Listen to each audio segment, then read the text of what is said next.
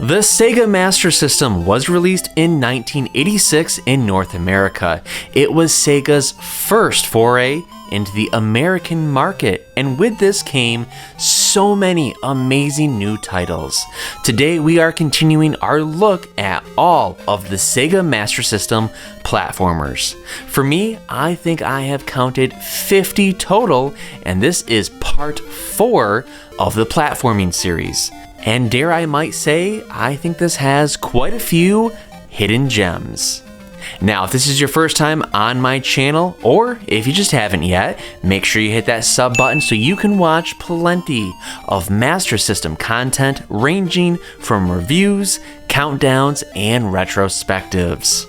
Watch where you jump and make sure you duck to avoid any enemy fire, because we are looking at another 10 Sega Master System platformers. Jurassic Park. One of many games based on the 1993 blockbuster hit Jurassic Park, the version for Sega's 8-bit system combines side-scrolling shooting and platforming levels. In each of the 5 stages of the game, one escaped dinosaur species must be recaptured.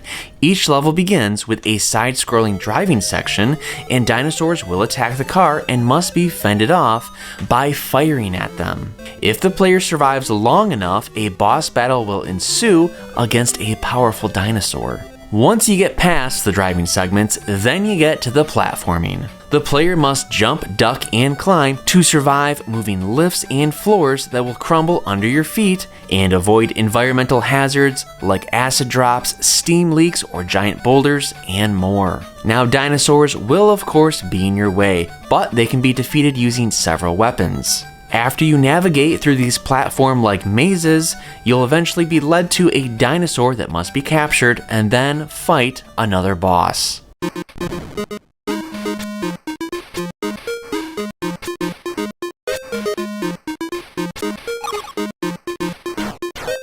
Land of Illusion. Mickey Mouse is reading an interesting book and suddenly finds himself in a strange, dreamy village. He's told that a curse has been placed on this village, turning its good magic into bad magic. The evil phantom who lives in the castle that's in the clouds is responsible. Mickey decides to help the villagers and defeat the evil phantom.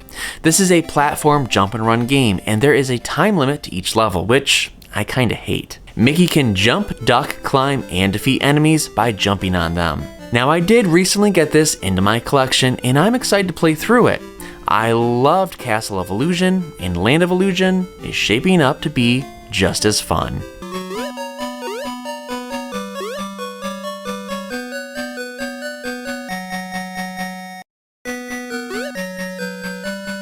The Lion King. Let's throw in another movie tie-in. The Lion King is a side-scrolling platform game based on the Disney animated film of the same name.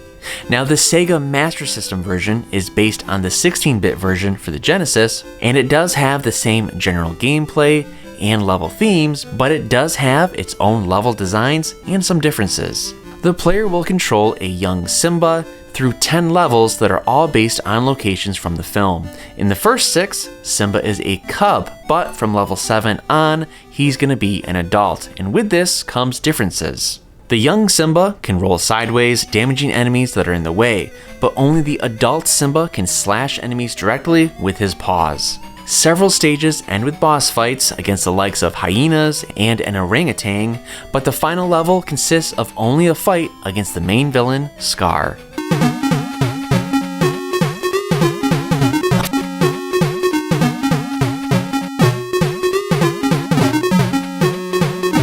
The Lucky Dime Caper. The Lucky Dime Caper is a 2D platform game featuring Donald Duck in search of Uncle Scrooge's lucky dime that was stolen by Magica De Spell. This game is the 8-bit counterpart for Quackshot that was released only for the Sega Genesis, which also features Donald Duck, but the story and the gameplay are totally different. Now, I was introduced to this game by my pal Jay from Square Pegs after he spoke about it so much during one of the conventions. Once I knew that he liked it, I had to get it into my collection as well, and so I did. I've played a little bit of it, and I can see why he likes it so much. I do look forward to the day that I complete my playthrough of the Lucky Dime Caper.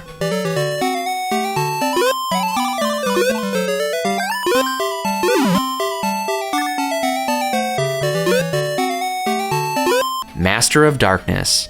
Good artist copy, great artist steal. Well, that's what Picasso said. And Master of Darkness definitely steals the formula of Castlevania and puts it on the Master System. You play as a psychologist trying to defeat Dracula. This requires you to fight your way through several spooky locations like cemeteries, laboratories, castles, or a house of wax dolls. To defeat your enemies, you can use several primary and secondary weapons. Primary weapons are close combat weapons ranging from knives to axes that will differ in range and efficiency. Secondary weapons are long range like pistols and bombs with limited ammo. The game features 5 rounds divided into 3 stages, and at the end of the stage, a boss must be defeated. This has probably the sickest cover on the Master System. We all know that Master System artwork can suck, but Master of Darkness is one of the best covers, and it's a pretty good game.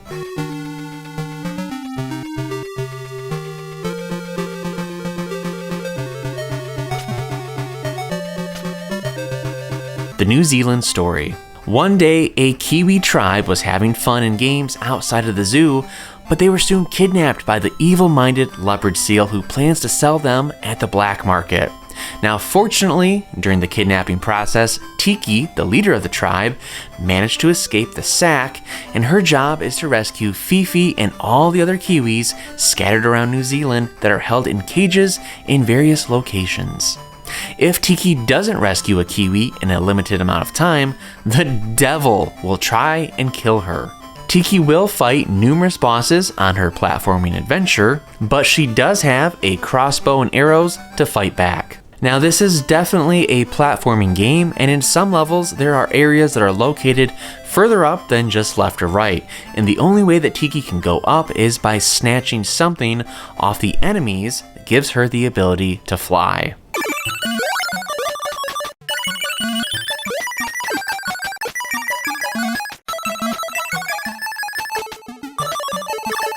Prince of Persia. Prince of Persia is a 2D platformer that is commonly regarded as the progenitor of the cinematic platform genre.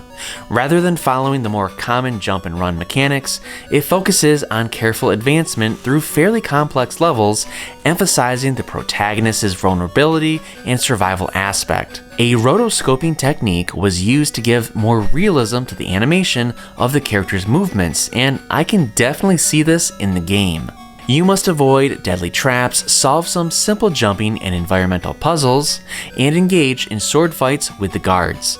The player character has an infinite amount of lives, but has to start at the beginning of each level each time you die. And you need to complete this game within the 1 hour time limit. The hero starts with 3 units of health, which can be replenished with small health potions or permanently increased with large jars.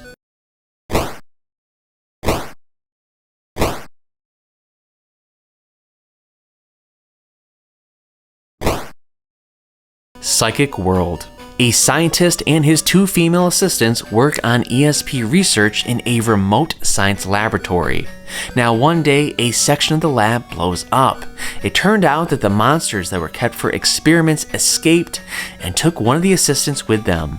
The scientist gives an ESP booster to the remaining assistant so she can go rescue her sister. Your character possesses psychic power, which she uses to blast away her enemies. You start the game with a few powers and eventually gain more as items are dropped by monsters.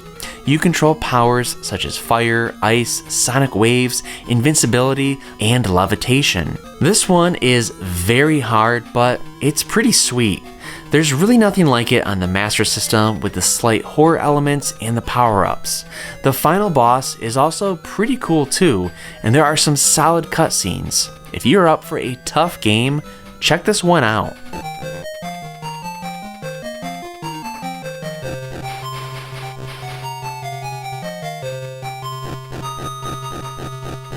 Rainbow Islands. While on the search for treasure, Bubby and his brother Bobby travel to the Rainbow Islands.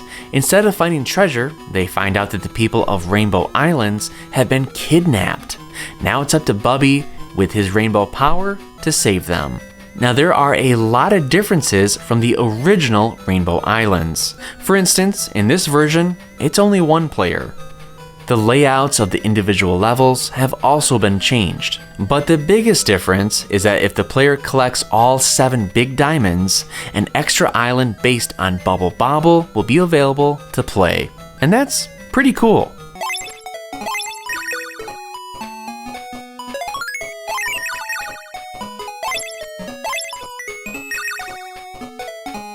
Shadow of the Beast. Shadow of the Beast is a side-scrolling platformer with a side shooter element. The player has to navigate through several areas filled with enemies and traps, collecting keys and activating triggers that open new areas or give the means to overcome a boss.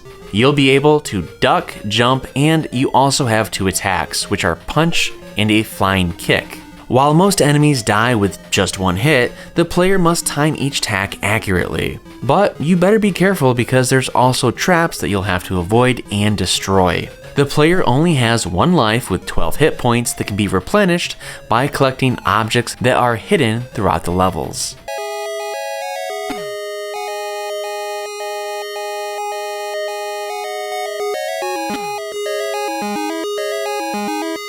So there you have it, another 10 Sega Master System platformers. And to me, some of these are real hidden gems, like Psychic World, The Lucky Dime Caper, Master of Darkness, Land of Illusion, and even games like Prince of Persia and the New Zealand Story are really fun. So that wraps up part 4 of my Master System platformers. Which one of these games do you want to play, or which one of them have you played before? Let me know your thoughts on these games in the comments below, and while you're there, don't forget to like this video and subscribe to my channel to watch plenty of Sega Master System content. Thanks for watching.